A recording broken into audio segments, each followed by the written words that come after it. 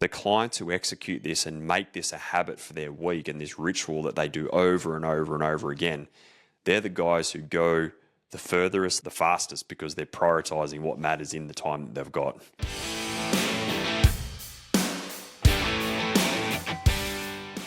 Hey everyone, Rob, Kropp and Dan Stones here from Pravar Group, and welcome back to another episode of The Trade, Dan. Good to have you back, Dan. How are you? Hey everyone. Yep, feeling really good. Thanks, Rob. Looking forward to today's episode. We're into a massive topic today called our Monday morning momentum framework and how to be productive with your week. And this is really it's a little bit of a secret weapon, but geez, it is one of the most beneficial things that we can probably teach clients at Pravar. We get so much benefit out of this when clients do adopt it. So today we're talking about you're setting yourself up your week to be more productive. And if we talk about how most tradies actually start their week, you'll see why it's so important that we do this. Because not just tradies and business owners, but most people start their day the same way. It's all reaction. It's pick up the phone, see what fires need putting out, see where the frustrations lie in the news, what's the external world doing, and we start reacting. It's the emails. What are the emails there? What's on fire? What needs my attention? And that's what we do. And before you do it, you start that process Monday morning, first thing when you roll out of bed. Before you know it, the week's over. And a lot of people when that happens is that they've been busy. They know that they've worked hard. But when you ask them and you stop for a minute and say, well, what did you actually achieve? What did you actually do to move the needle or make progress this week? There's no idea. There's no recollection of that. And it's because they never took control of their week. The week's controlled them. And that's what we're trying to do with Monday Morning Momentum, was move from that chaos and the reactiveness into the control that we need to actually make our week move forward. And I think that it's so relevant for tradies in particular. They get it. And like if you think around a maintenance tradesperson, and you may have been there before you started your own business, it's the equivalent of you being a maintenance person where you might have 6 jobs a day for the next 5 days a week, 25 to 30 jobs in this week. Imagine if your boss at the time just gave you 25 jobs and said, here's the jobs, here's the numbers, go and organize your week. It would be out of control. Instead of getting that done in a 40-hour week, you'd be reactive. You wouldn't know what materials to organize. You didn't have a slot lined up with Mary and Bob and Frank, and it would be chaotic, and it'd probably take you a 60-hour week to get that 40 hours a week done. But it's no different in business. If you don't organize your week to be productive and your diary or your calendar is just blank days all day long, you are going to be unorganized, out of control, people dictating to you when you shouldn't be spending your time. And no wonder you're working 50, 60, 70, 80-hour weeks, because you're not productive, you're busy, unorganized firefighting. And so there's so much correlation, isn't there, Dan, between a tradesperson and being a business. But it's almost like, well, when I get off the tools and get in the office, let's just scrap doing all the things that made me effective as a tradie. Yeah, exactly right. And you end up, they're not even weeks at the end of the day. It's just one big, massive block of time that you're trying to survive until you can take a breath. It's and that's why we call it the hamster wheel. That's what it feels like. You cannot get off. You cannot stop. It's just go, go, go, go, go, because there's always something you need to react to, and you always feel like you're on the back foot. Correct. And it's not uncommon for a business owner to be on this hamster wheel 6, 12, 18, 24, 36 months. But you've got to make a choice to step off that hamster wheel to be able to go, you know what? I've got to be more organized. I've got to get myself more productive, because if you're out of control and unorganized as a business owner, you set the tone for that. And if you're running around like a chook with its head cut off, just fighting fires all day long, that's the culture. That's the tone that you set in the business. And no wonder the schedule's unorganized. No wonder jobs are unorganized. No wonder communication is unorganized.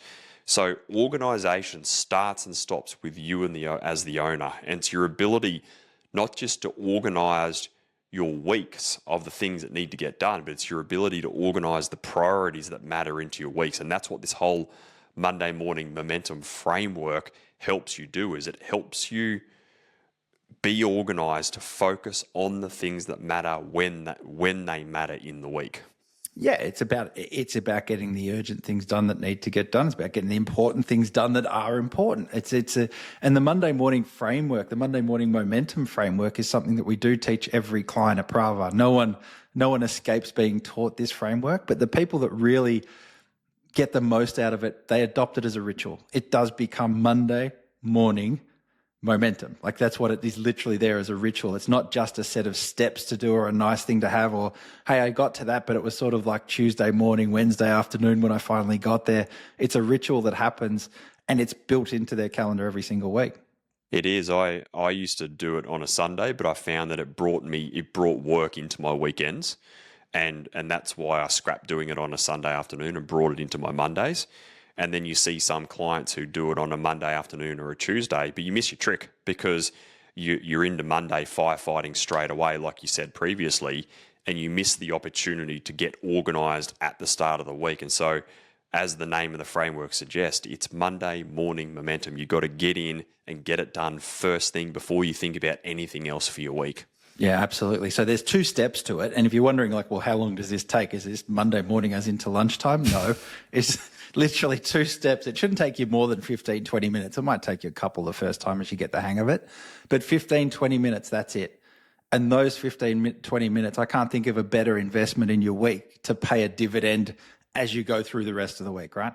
Yeah, correct. It comes down to that saying, give me 4 hours to chop down a tree and I'll spend the first couple of hours sharpening my axe. And that's what this is. You're sharpening your axe at the start of the week to be able to set yourself up. And what you're doing is you're slashing hours out of your week, because instead of your week blowing out because you're reactive and responding, you're on top of it. You planned, you considered, you're organised. So this, you're investing 15, 20 minutes to save hours in a week. And that's why this process is so important. Yeah, absolutely. Let's kick it off with step 1 then. As we said, it's a 2-step process. Step 1, though, is about rounding out last week. And it's amazing how many business owners never stop to reflect on the week that just happened.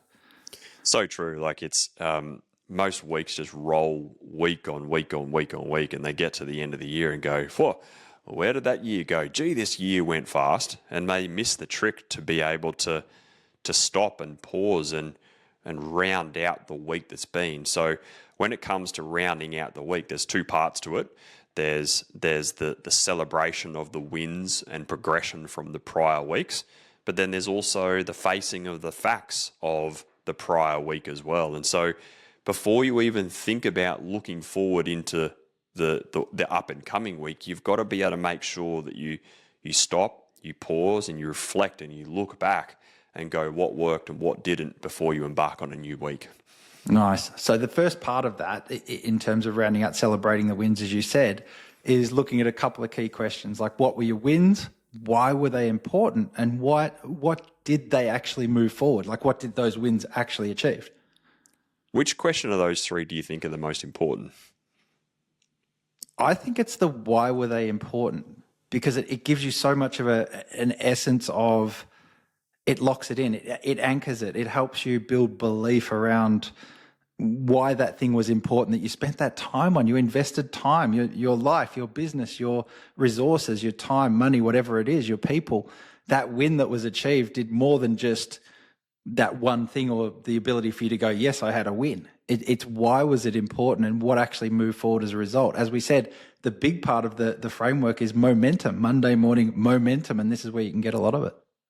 And we see this across the board with some clients where, especially when they're going through challenging times, like it's easy to celebrate the wins and the progression when things are going great. But when things aren't going well, it's like, I didn't have any wins this week. And it's like, well, did you really have a shit week, or did you have a bad 5 minutes and then you blanket saying you didn't have a good week?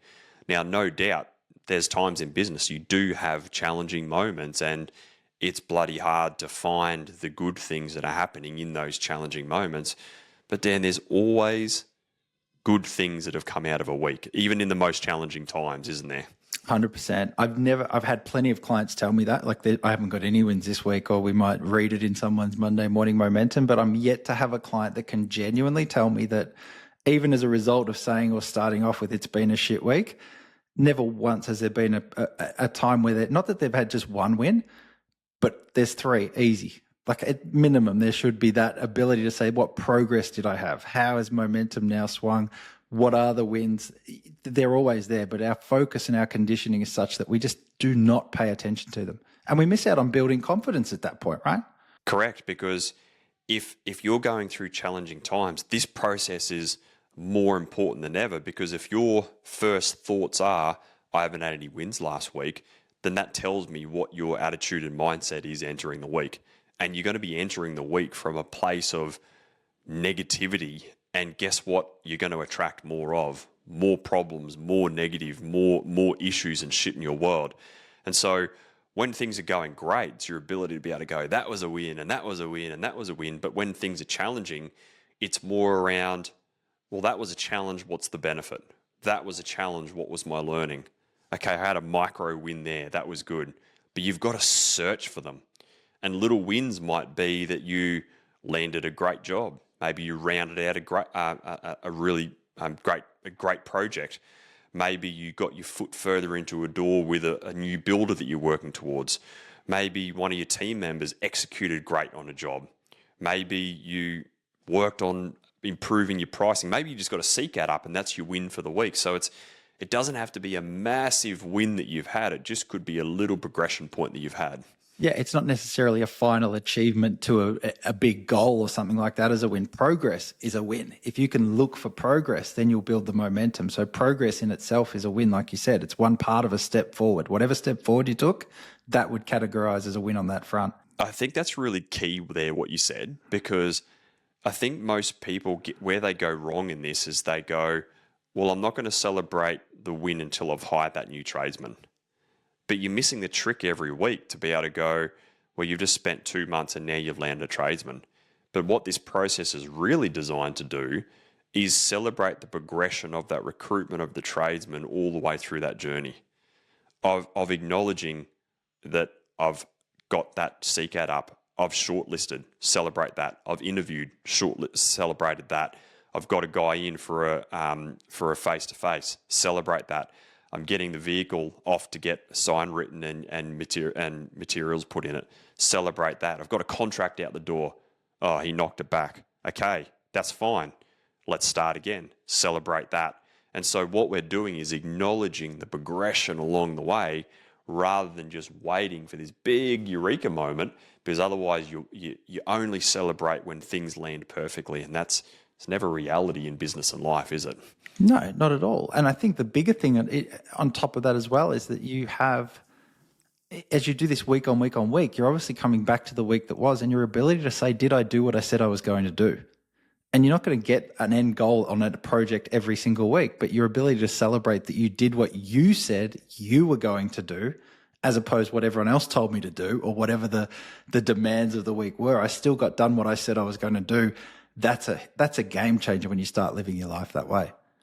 And that's part 2 to this whole round out last week, which is the face the facts part, isn't it? This is your ability to not just celebrate the good things, but it's your ability to be able to reflect on the areas of where you fell short, wasn't it? Yeah, and if we do this correctly, we can transform what would traditionally be, if you said we're going to celebrate our wins and then we're going to, most people go, well, then we're going to look at where we fell short. Yes, but it's not a loss. It's not a win-loss, black and white. Well, I did good here, but I did shit here. The face the facts moment is just reflecting on the areas you fell short with a specific set of questions. And we've got to ask these questions in the right way. Otherwise, we run the risk of just beating ourselves up. Yeah, there's a real essence behind these questions. Like, they're not random. There's a real purpose around why we ask these questions. And there's 4 questions. Is what didn't you achieve? What got in the way? What lessons did you take from it? And what will you do differently next time? And they're 4 strategic questions to make you stop and reflect, to be able to go, why didn't you get that done? And what are you going to do differently? And it's not about, well, we blame all these external factors. It's, what didn't I get done? What did I allow to get in the way? And we personalize that question to take self-accountability for not getting the things done that we said we were going to do. And this is the face the facts moment, to be able to go, okay, well, what am I then going to do differently, and what can I carry forward into the new week to be able to make sure I knock it over? Yeah, and it like you just said, it's not about, most people ask that question, go, well, where did I stuff up? This isn't about where you stuffed up. Everyone stuffs up. That's going to happen. Like, you're going to fall short on things. Things aren't going to go your way. Stuff goes sideways. But the guys that grow the fastest are the ones that learn this skill of facing the facts, learning a lesson and then adjusting or course correcting as a result of it. Because if we can take a lesson out of something, even when we've fallen short, that sounds almost like a win or progress that we were talking about before. And we don't have to have that idea of we win or we lose. We win or we learn is the mentality that we're ultimately trying to adopt as a mindset and a position we take. So you've got to do both parts. You've got to be able to celebrate and face the facts. There's a real importance to not just to balance it out or feel good or not beat yourself up too much, but it's a real skill. If you skip any of that, you're pretty much destined to repeat the same mistakes week on week on week. All right, let's talk about step 2. And this is where we turn the corner now. So we've reflected, we've gone and rounded out the week that was, we've taken our lessons, we're feeling good about the progress we made. It was there. Step 2 is about setting up the week upcoming. Remember, Monday morning. And the first thing we need to do is lock in the week's most important priorities. So let's get clear on what we mean by that. This is about, first and foremost, what is the number one priority that you can do to be able to work on your business? And this is where so many business owners go wrong, is because they have a to-do list to begin with of call Mary back, call Bob back, respond to that email, ring that builder, order those materials, get that quote out the door. They're just the jobs to keep the business moving forward, but it's not the things that you're going to do to work on the business. Now, are those things still important? Absolutely they are, but they're not the priorities which are going to create progression within your business. And so before we think around what are all the other things and what are the other to-do lists and when are we going to get them done, we've first got to have the ability to take a step back and prioritize that one thing that matters. Maybe it's getting a CCAD live. Maybe it's working on some pre-builds within your job management system. Maybe it's tweaking a little bit of your pricing. Maybe it's doing an interview this week. Maybe it's doing a bit of training with your admin. Maybe it's setting up a bit of an invoicing system and handing that over to your bookkeeping. It's that one thing that you're going to work on which moves your business forward. And if you can identify and prioritize that first, then you've got the ability to organize that and then organize the other things around it. Because if you don't, all you're going to do is do week in, week out of doing the doing rather than doing the important things that create progression and evolution in your world. So why don't I just why one thing? I think I'm pretty special, or I think I'm going to go for 3. Why is it one thing, not 10, not 3, not 2? Why is it one thing? Because a lot of business owners underestimate the role and the jobs they've got to be able to get done in a week. And if you're sitting in between that $1 to $2, $3 million mark, you're still heavily involved in the business. You're on the tools. You're still potentially the admin. You're potentially the bookkeeper. You're still doing the quoting, the estimation, the sales, the project management. You're still working in the business. Even though you might be in the office off the tools, you're still working in the business. And so you genuinely just don't have the leverage around you to have the time to work on 5 things to work on the business because you're so heavily involved with it. So when you're in that phase of business, even though you're trying to take a hat off and delegate that to someone else so you can work more on the business, you genuinely just don't have the time at the start. So you've got to be realistic with what genuine time you've got available. And that's why we always say, what's the one thing that you can do this week? Do one, do it well. And as your leverage gets bigger, choose 2 and 3 or 4 down the line, but start with one and do it best. Because it's amazing how many business owners don't even get one done, right? Because they'll have the list still and they'll have it there somewhere. I know what I should be doing. They've got their should list and their to-do list, and they never touch the should list at all. And it's too easy, I think. My take on that as well is that it's too easy to throw 3 in there going, my best intentions, I'll get all 3 done. Then, oh no, the week's gone, so I'm not going to get any done.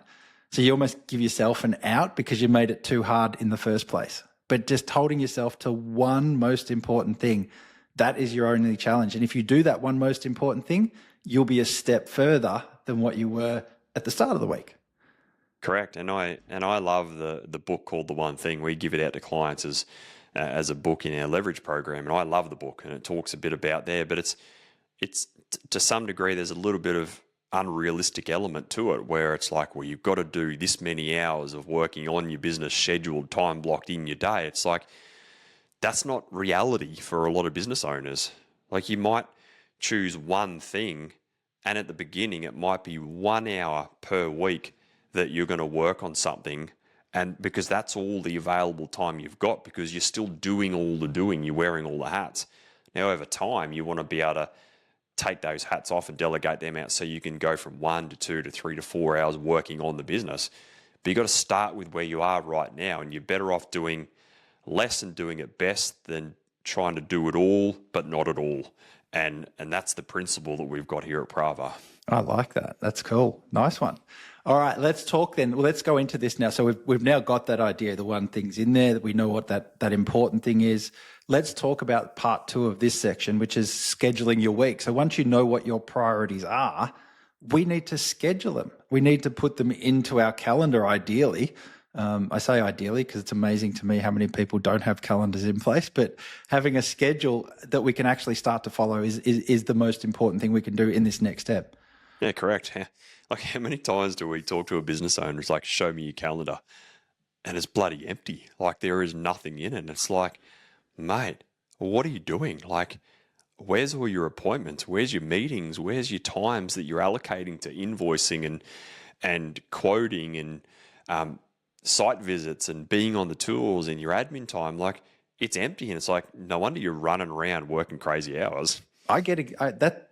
Talk about what gives you anxiety is when I see people with empty calendars. Like, that freaks me out, because I cannot imagine how you can make the progress you want to make. I don't know how you can even function without it. So it's that.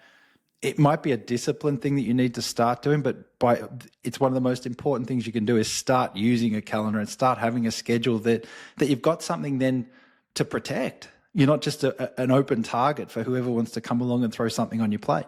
Correct. And I know that you and I have grown up in our careers by being office based. And so running by a calendar and a task management system is not foreign to us, because we've grown up in that environment.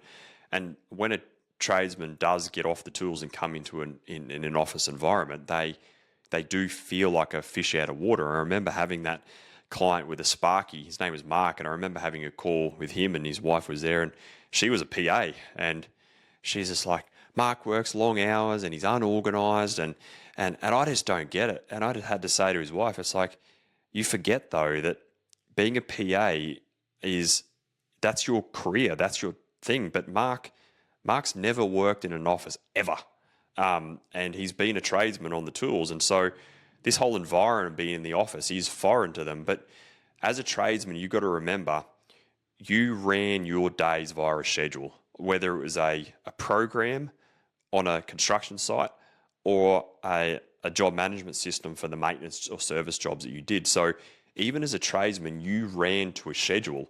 So it's about applying those principles of when you're, as a tradesman, into the office, and instead of scheduling yourself into a job, you've got to schedule yourself into the one priority and the other office-based jobs that you've got to be able to do to get things done. So same principles, it's just a bit different, isn't it? Yeah, it is. Well, let's talk about a couple of those principles, right? And let's run through them. We talked about just before, you've got to protect your time. Again, as a trader, you still have to protect your time. You couldn't just let people time suck your day out of you, otherwise you wouldn't hit your target. So protection's one of those principles. What's some other ones that you think of when you try and make that parallel?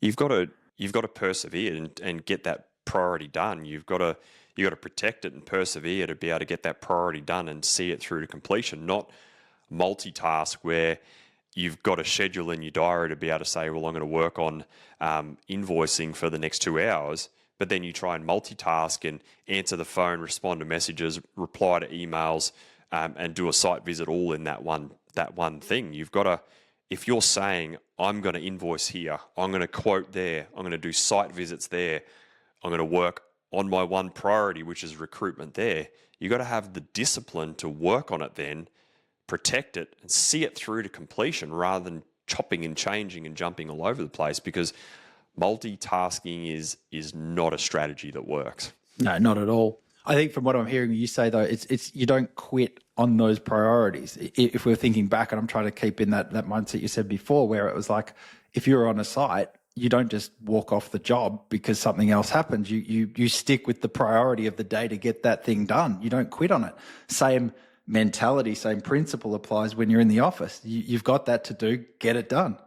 Correct. You got to get in, get on with it, and get it done. And it's and if you can live by that mantra, then that's how you stick to the things that matter, and your weeks don't turn into 60 to 80-hour weeks, and you get it done in a normal workload because you're prioritizing what matters. You feel fiercely protecting your time around what matters, and you're just getting the job done and focusing on the important things. Nice. What about then fiercely protecting? Yes. When does it become, we've got to have some flexibility. What's your take on flexibility in this whole thing? Because we're going to have to be able to flex at some point, right?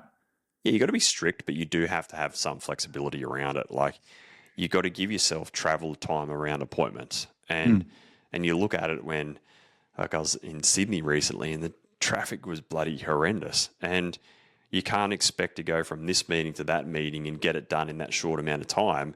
You got to allow flex in there for travel, flex to make phone calls back, flex to be able to respond to emails, flex where things might blow out. Like, yes, there's an element of reality to it, and meetings do run over. So you got to be strict around your time, but you've got to have flex within the organized week that you've got. Otherwise, you're setting yourself up to fail before you even start.